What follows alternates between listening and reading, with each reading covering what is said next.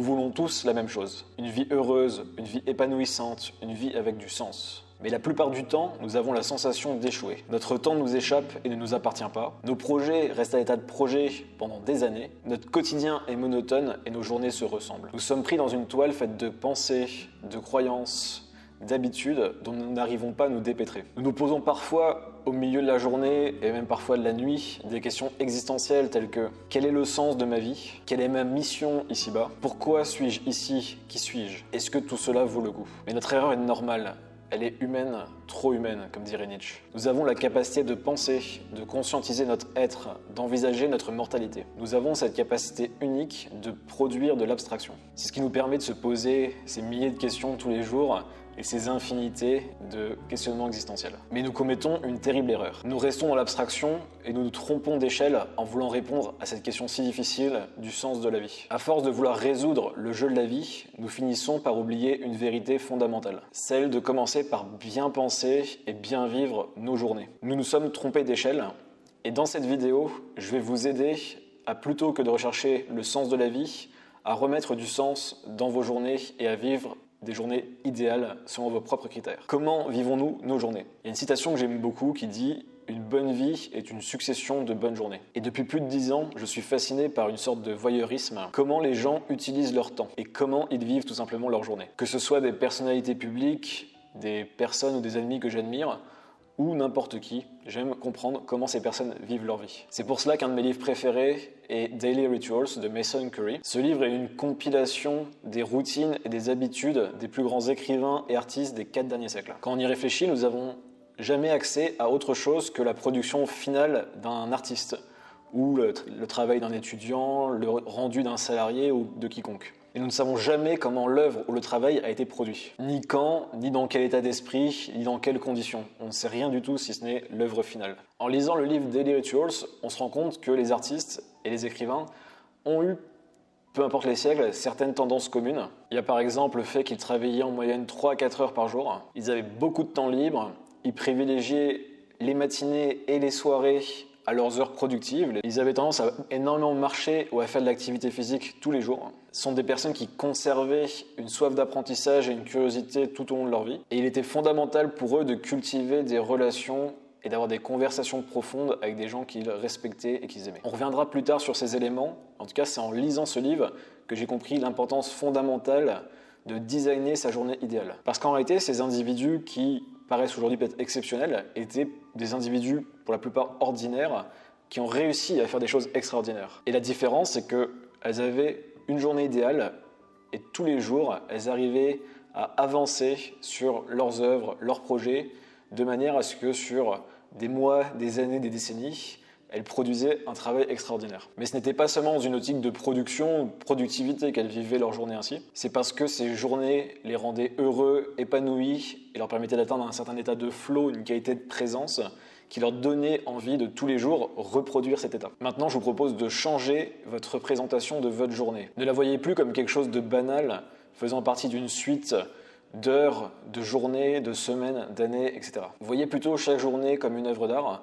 ou encore mieux, imaginez qu'une journée est une vie entière, tout simplement. Vous avez la naissance à l'aube, la jeunesse dans la fraîcheur du matin, l'adolescence lors du repas du midi, la vie active durant l'après-midi, et la retraite au sens retrait des affaires publiques le soir. Puis vous quittez ce monde sereinement avec le sourire. Vous avez produit votre œuvre d'art pendant cette journée, qui est en fait votre vie. Cette œuvre est composée des piliers fondamentaux qui font la bonne vie. Et laissez-moi donc vous raconter ma propre vision de cette œuvre d'art.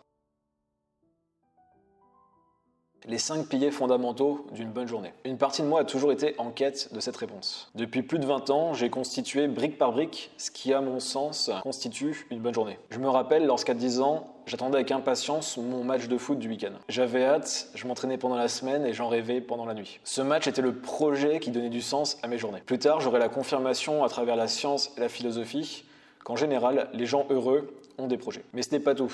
Aussi loin que je m'en souvienne, le désir d'apprendre, souvent en lien d'ailleurs avec des projets, a toujours été central dans mes journées en réalité, que ce soit à travers des heures passées sur les forums quand j'étais adolescent, la lecture de livres, les discussions avec des mentors et des amis. Il y a toujours eu cette quête centrale d'apprentissage et de connaissances. Les rencontres aussi, furent ce qui donna du sens à mon quotidien et m'aida à donner des directions et gagner beaucoup de temps sur mes projets. Je suis persuadé que l'autre est une des raisons fondamentales qui nous font avancer dans nos projets, dans nos désirs, dans nos œuvres. La création au sens large et la création de contenu fut autant un moyen pour moi de générer des opportunités que de trouver du sens à mes journées et de me mettre dans un état de flow quotidien. J'ai ce besoin de créer, de partager, de transmettre depuis mes premiers blogs lorsque j'avais 15 ans. Et enfin, le sport et l'activité physique font partie de mon quotidien depuis aussi au moins l'adolescence et même ma prime jeunesse. Que ce soit avec le football, le tennis, la marche, la course à pied, enfin, je fais différents sports que je pratique depuis en réalité mes 5 ans. Ce sont les fondamentaux de mon existence, ce sont donc les piliers de mes journées. Capitulé, il y a donc 5 piliers qui constituent une bonne journée à mon sens.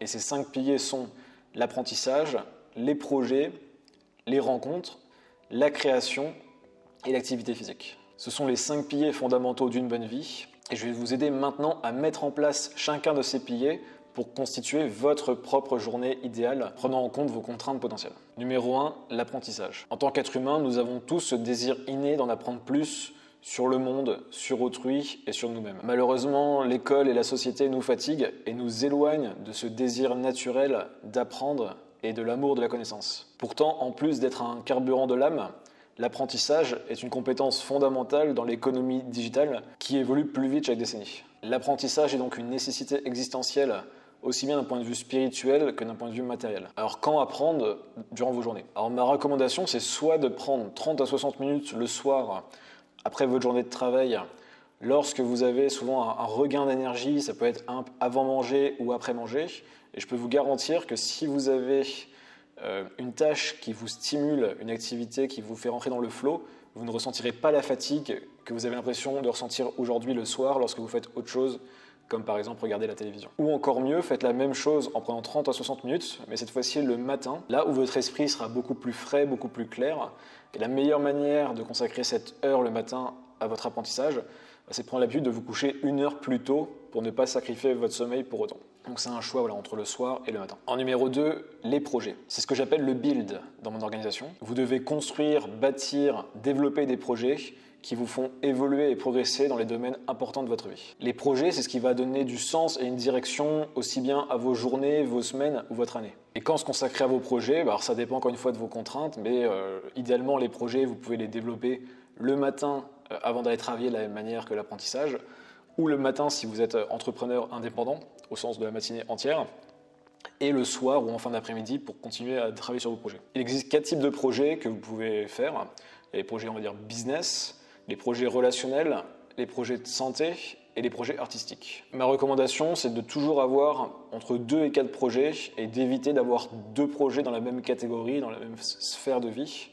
Donc voilà, choisissez un projet, par exemple, business, carrière, vie professionnelle donc, un projet relationnel ou santé, et un projet artistique ou relié peut-être à votre vie spirituelle, qu'on pourrait rajouter également. N'hésitez pas aussi à créer une page où vous notez toutes les idées de projets que vous avez, ce qui vous permettra, une fois qu'un projet sera terminé, d'en commencer un nouveau parmi cette liste. En 3, la création. La création de contenu est ce qui nous permet de nous distinguer le plus aisément dans notre société et économie actuelle. Créer, c'est donner sa vision au monde, c'est pouvoir partager sa créativité, sa sensibilité. C'est aussi se créer le levier le plus puissant de notre économie actuelle, encore une fois, pour générer des opportunités aussi bien dans votre vie professionnelle que dans vos relations ou votre vie personnelle au sens large. Alors c'est un pilier qui peut parfois être fusionné avec le levier projet par rapport à vos contraintes et ce que vous voulez faire dans vos projets, dans votre vie actuelle. Si on se fie aux créateurs, aux artistes des derniers siècles, le moment le plus propice pour créer est soit le matin, dans la matinée, ça peut être tôt mais dans toute la matinée, ou le soir, où souvent ce sont les 2 moments dans la journée où les personnes ont souvent un esprit créatif. Profitez des moments où l'esprit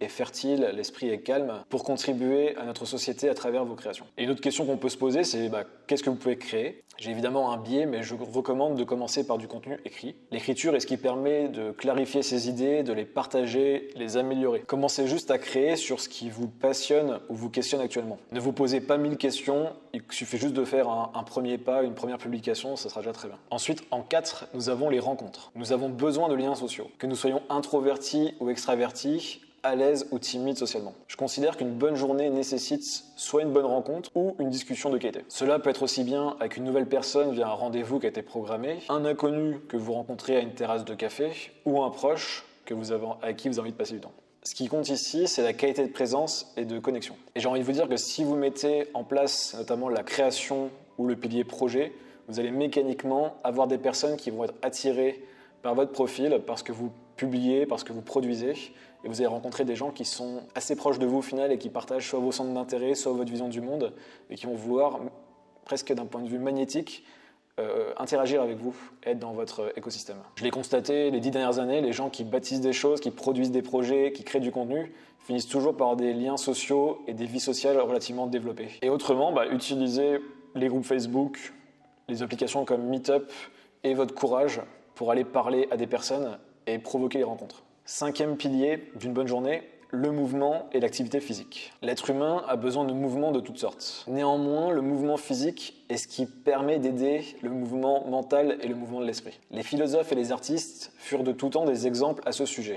Il y a le philosophe Schopenhauer, par exemple, qui était connu pour ses baignades matinales dans un lac près de chez lui, Nietzsche ou Kant pour leur marche de plusieurs heures les après-midi, ou encore l'auteur japonais Murakami, qui est connu lui pour courir 10 km tous les jours. Il en a même écrit un livre spécifiquement sur la course à pied. Le mouvement aide autant à résoudre des problèmes qu'à générer de nouvelles idées ou à sortir tout simplement la tête du guidon. Une recommandation très simple pour mettre du mouvement dans votre vie, allez marcher tout simplement 30 à 60 minutes tous les jours.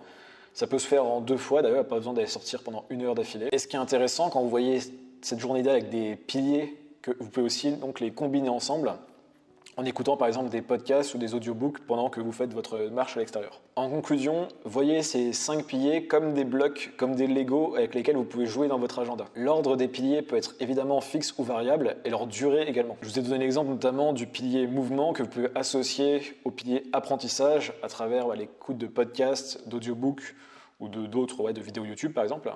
Ou le pilier rencontre en proposant à un ami d'aller marcher avec vous et d'avoir une bonne discussion tout en faisant votre activité physique, en l'occurrence la marche ici. Alors vous ne mettez pas non plus trop la pression, vous n'aurez pas nécessairement tous les jours la possibilité de pratiquer vos 5 piliers d'une bonne journée, mais je vous recommande d'essayer au maximum d'en pratiquer 3-4 tous les jours. Pour rappel, souvenez-vous, une bonne vie est une succession de bonnes journées. Chacun de ces piliers peut devenir la base d'une bonne journée et donc d'une bonne vie. En tout cas, je vous le souhaite. Maintenant que vous avez écouté cette vidéo, j'ai une question pour vous. Partagez-moi en commentaire votre journée idéale. À quoi ressembleraient vos 5 piliers? Est-ce que vous avez les mêmes piliers que moi? Est-ce que vous en avez certains en commun et vous en rajouterez d'autres? Ça m'intéresse d'avoir justement comment vous voyez cette journée idéale. Et avant de partir, je vous invite à faire 2 choses. La première, abonnez-vous à la chaîne pour recevoir mes prochaines vidéos. Je publie tous les dimanches à 18h une vidéo YouTube.